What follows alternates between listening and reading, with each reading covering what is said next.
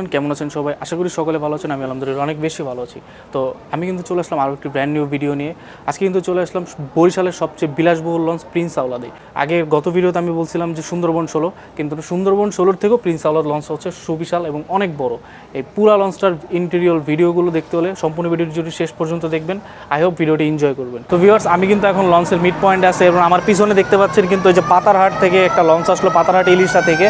তো আবার ওইটার পিছনে কিন্তু আপনার ভোলা লঞ্চও আছে। আপনারা যারা বরিশাল আসতে চাচ্ছেন ডিরেক্টলি, ভোলাও চাচ্ছেন ঘুরতে, তারা আপনারা ডিরেক্টলি বরিশালের লঞ্চে বরিশাল আসবেন, আইসা বরিশালটা একদিন থাকবেন, এক্সপ্লোর করবেন। তারপরে হচ্ছে এখান থেকে চাইলে আপনারা খুবই স্বল্প মূল্যে ভোলার উদ্দেশ্যে যেতে পারবেন। ছোটো ছোটো লঞ্চ আছে এবং অপোজিট সাইডে হচ্ছে আপনার স্পিড বোট আছে, চাইলে কিন্তু আপনারা স্পিড বোটে করেও ভোলা যেতে পারেন। স্পিড বোটে সর্বোচ্চ সময় লাগে 45 মিনিট আর লঞ্চে লাগে 3 ঘন্টা।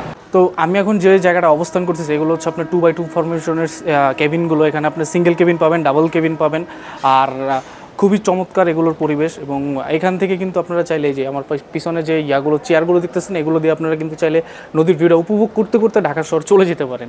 আসলে খুবই এক্সক্লুসিভ এবং বিলাসবহুল এই লঞ্চগুলো। আপনারা আসবেন, ভ্রমণ করবেন, তারপর আপনারা এগুলোর মজা উপভোগ করতে পারবেন। তো দেখেন জাস্ট একটু ভিউগুলো কত লম্বা, কত ওয়াইড।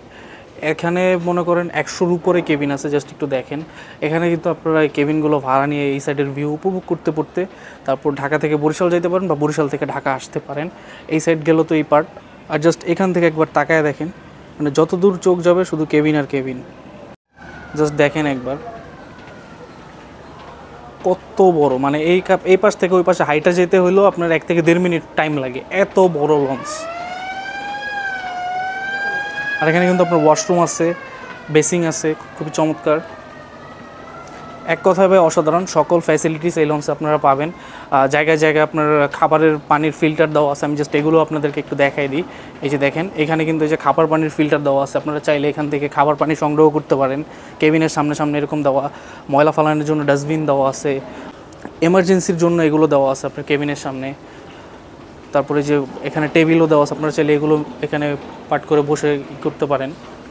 এই যে দেখেন, এখানে হচ্ছে আপনার ফায়ার ব্রিগেডের ইয়াগুলো রাখা, এগুলো চাইলে আপনারা ইউজ করতে পারেন যদি কোনো বাই এনি চান্স কোনো দুর্ঘটনা ঘটে সেই ক্ষেত্রে।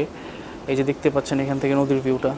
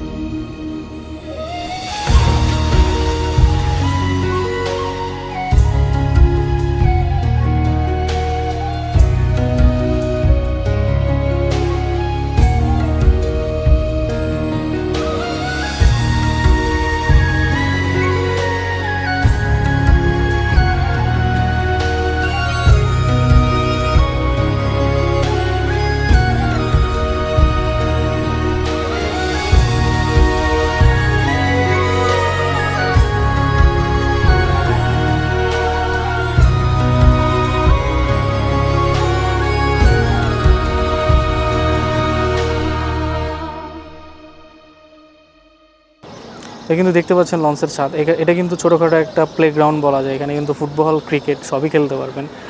বিশাল এরিয়া, তো গেট লাগানো, যে কারণে আমরা ভিতরে যেতে পারতেছি না। যদি যাইতে পারতাম অবশ্যই আপনাদের সাথে শেয়ার করতাম ওই পাশের ভিউটা কেমন আসছে, সব কিছু আপনাদেরকে দেখাইতাম।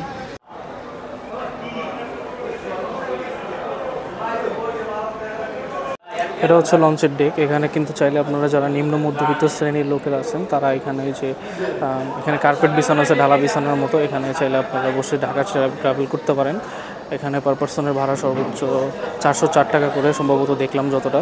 তো চাইলে আপনারা এখানেও কিন্তু ট্রাভেল করতে পারেন। আর চাইলে উপরে কিন্তু কেবিন আছে, ওইখানেও ট্রাভেল করতে পারেন।